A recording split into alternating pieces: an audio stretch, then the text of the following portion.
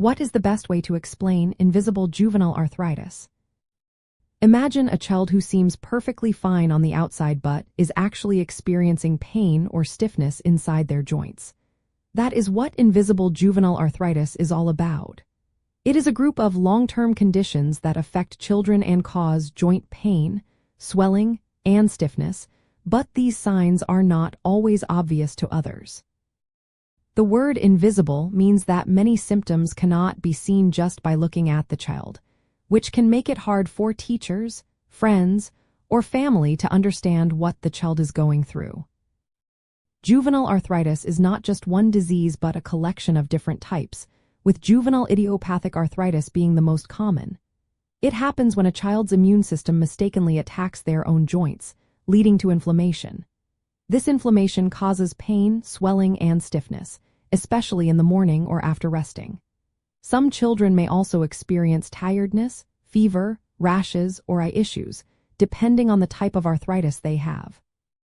The tricky part about invisible juvenile arthritis is that a child might look healthy but still feel pain or discomfort.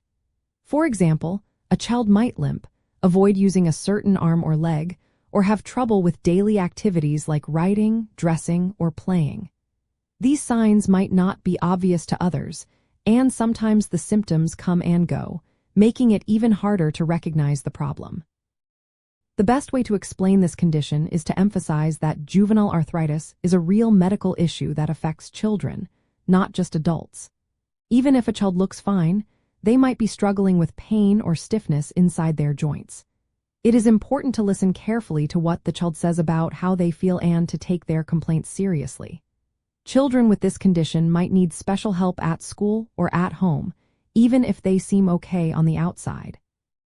Early diagnosis and treatment are very important to prevent long-term joint damage and to help the child live a happy, active life.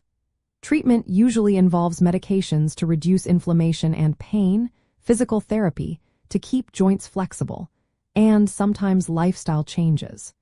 Regular visits to a pediatric rheumatologist help monitor the condition and adjust treatment as needed. When explaining invisible juvenile arthritis, it helps to use simple words and relatable examples. For instance, you could say, even though a child with juvenile arthritis might look healthy, their joints can hurt or feel stiff, especially in the morning. This can make it hard for them to run, write, or play like other kids. Remember, every child's experience is different, and with proper medical care and support, most children can manage their symptoms and enjoy a full, active life. Always encourage consulting healthcare professionals for personalized advice and treatment options.